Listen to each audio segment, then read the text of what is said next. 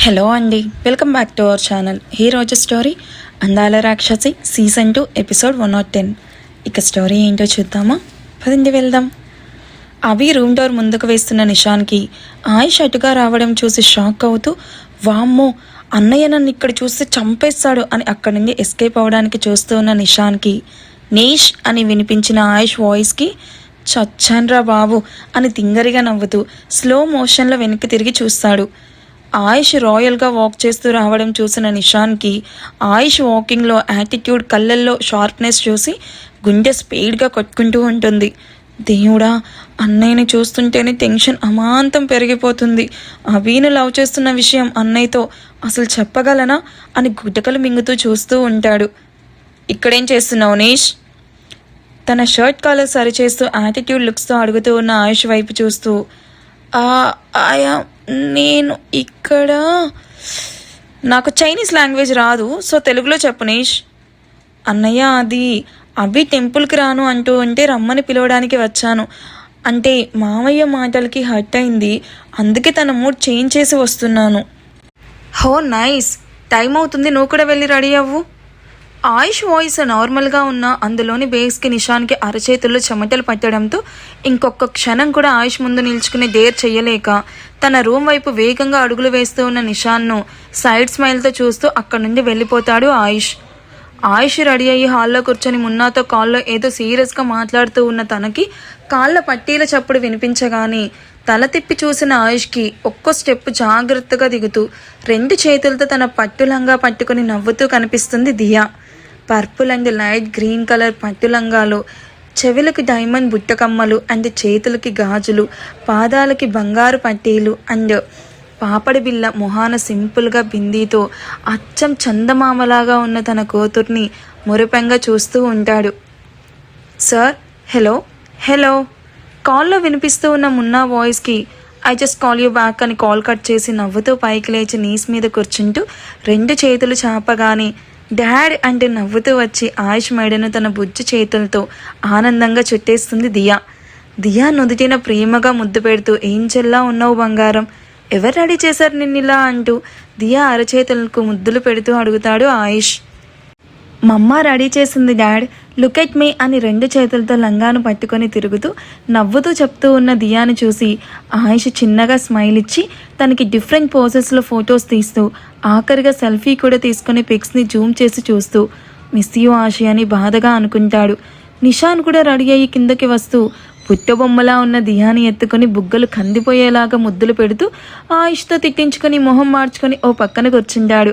అలా ఒక్కొక్కరుగా అందరూ కూడా టెంపుల్కి రెడీ అయ్యి రాగానే అందరూ టెంపుల్కి స్టార్ట్ అవబోతారు. అప్పుడే మహల్లోకి వస్తూ ఉన్న సూర్యదేవ్, రాగినీలు పట్టు చీరల్లో రెడీ అయిన అమ్మాయిలని, వాళ్ళ పక్కనే ట్రెడిషనల్ లుక్స్లో మెరిసిపోతూ ఉన్న అబ్బాయిలని, అందరి మధ్యలో బుజ్జి యువరాణిలా ఉన్న దియాను చిరునవ్వుతో చూస్తూ ఆయుష్ వైపు చూస్తుంది. రాగిని చూపు అర్థం చేసుకున్న ఆయుష్, మామ్ టెంపుల్కి వెళ్తున్నాం, మీరు కూడా మాతో జాయిన్ అవుతారా, మేము వెయిట్ చేస్తాం. నో ఆయుష్, మేము అటెండ్ అవ్వాల్సిన ఒక ఇంపార్టెంట్ ఫంక్షన్ ఉంది, అందుకే ఎర్లీగా మహల్కి వచ్చాం, మీరు హ్యాపీగా వెళ్ళిరండి అంటూ మేట్తో ఆయుష్, ఆశి అండ్ దియాలకి దిష్టి తీయడానికి తీసుకుని రమ్మని చెప్తుంది.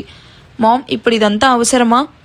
అసహనంగా ఫీల్ అవుతూ ఉన్న ఆయుష్ని చూసి, ఐ నో ఆయుష్, నీకు ఇలాంటివి నచ్చవు, కానీ మీ ముగ్గురికి నా దిష్టి తగిలేలా ఉంది, ఇక బయటకు వెళ్తే ఎంతమంది కళ్ళు మీ మీద పడతాయో ఏంటో అంటూ ఆశి అండ్ ఆయుష్ పక్కనే వచ్చి నిల్చుకో అనగానే విషిత నవ్వుతూ వచ్చి ఆయుష్ పక్కనే నిల్చుకుంటుంది. ఆయుష్కి చాలా చిరాగ్గా అనిపిస్తూ ఉన్నా ఇప్పుడు తన ఫీలింగ్స్ బయటకు చూపిస్తే అందరూ డిస్టర్బ్ అవుతారు అని కామ్గా దిష్టి తీసేదాకా నిల్చుకొని అది అవ్వగానే బాయ్ మామ్ అంటూ దియాని ఎత్తుకుని అలాగే బయటకు వెళ్ళిపోతాడు. డాడ్, ఈ న్యూ కార్ ఎప్పుడు బై చేసావు అని కొత్త కార్లో కూర్చుంటూ అడుగుతుంది దియా. ఇవాళే Diya, do you like it? Yeah, it's super అని కార్ను తడుముతూ నవ్వుతూ అడుగుతూ ఉన్న కూతుర్ని చూసి చిన్న స్మైల్ ఇచ్చి సైలెంట్ అయిపోతాడు ఆయుష్. మనం ఎప్పుడు బయటకు వెళ్ళినా నీ కార్లోనే వెళ్తాం కదా ఆయుష్, ఇప్పుడు ఎందుకని నువ్వు ఆ కార్ యూజ్ చేయడం లేదు? దట్టు ఇన్ని కార్స్ ఉండగా మళ్ళీ ఎందుకని కొత్త కార్ కొన్నావు? నథింగ్ ఆశి, చిన్న చేంజ్ కావాలనిపించింది, అందుకే తీసుకున్నాను. Do you have any problem?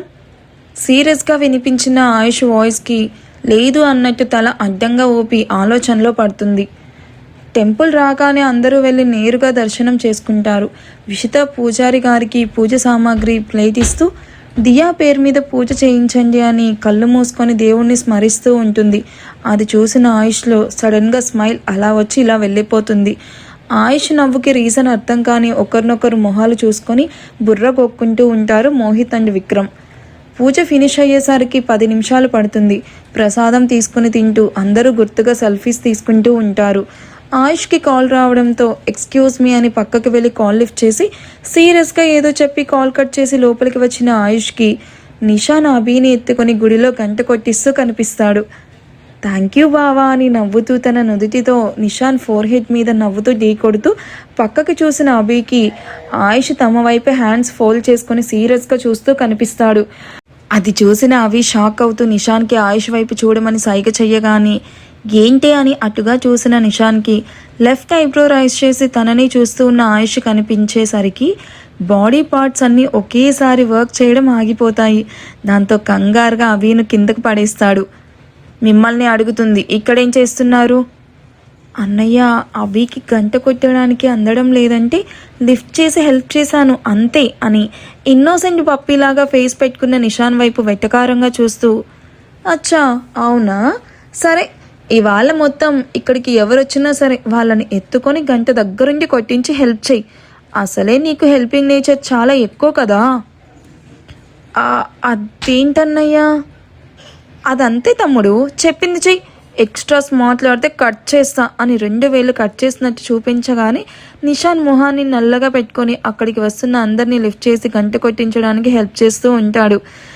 ఇక తన పనిష్మెంట్ ఆల్మోస్ట్ డన్ అనుకునే టైంకి 120 kgsల మనిషి కష్టంగా నడుస్తూ అక్కడికి రావడం చూసిన నిషాన్కి కళ్ళు తిరుగుతాయి.